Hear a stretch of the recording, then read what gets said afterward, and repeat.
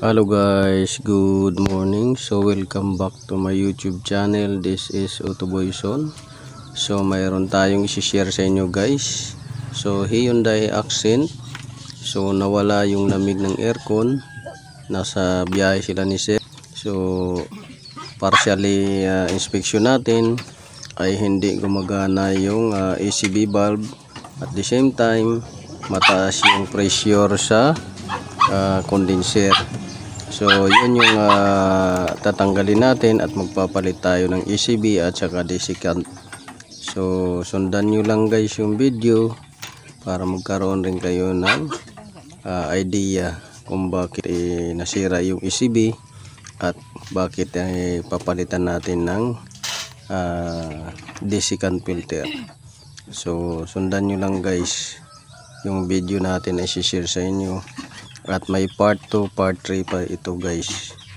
So watch and learn na lang sa mga baguhan na gustong maging aircon technician at gustong gumawa ng ganito.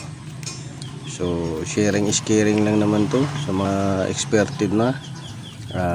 Manood na lang kayo boss at yung YouTube channel natin Otoboyson at FB natin na Otoboyson din at saka Ubic Works TV. So yun guys, panoorin nyo lang.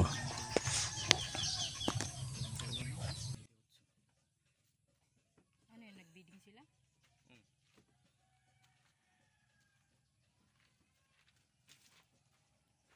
Pangay kong singit. Ayusin mo yung ano mo, module mo.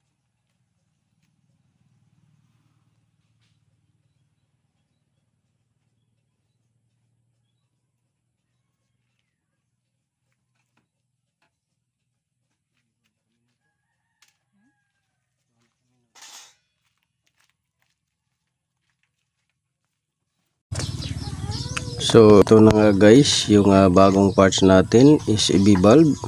So yan yung ECB valve na ikakabit natin bago.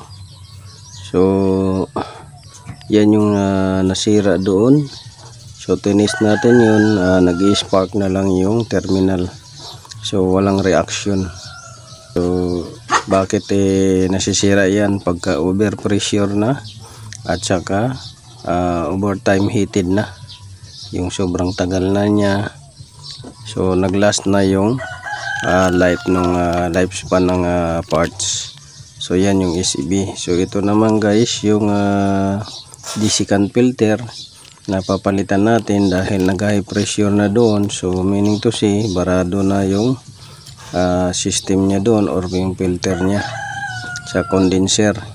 So yung dalawa lang muna ang papalitan natin dahil base sa ating diagnosis yan yung lumabas. So yan yung papalitan natin. So yun guys, at kinakabit na natin yung fast forward tayo matapos natin may kabit ECB at saka yung desiccant filter. So hindi na natin hinabaan guys pag video doon, basta kay naikabit natin. At ito guys, kinakabit na natin yung manifold para mag vacuum tayo, mag leak test at mag pressure test tayo.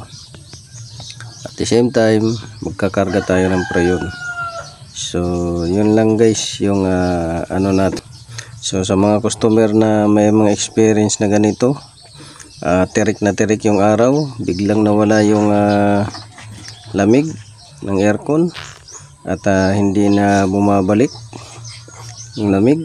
So possible nag-over pressure siya, over temp yung condenser at nasunog na rin yung ECB. So yun lang guys yung share ko sa inyo. So this is Otoboyson. Maraming salamat sa panonood.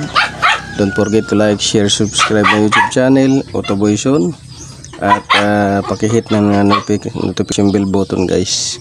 Maraming salamat sa suporta ninyo. God bless you all.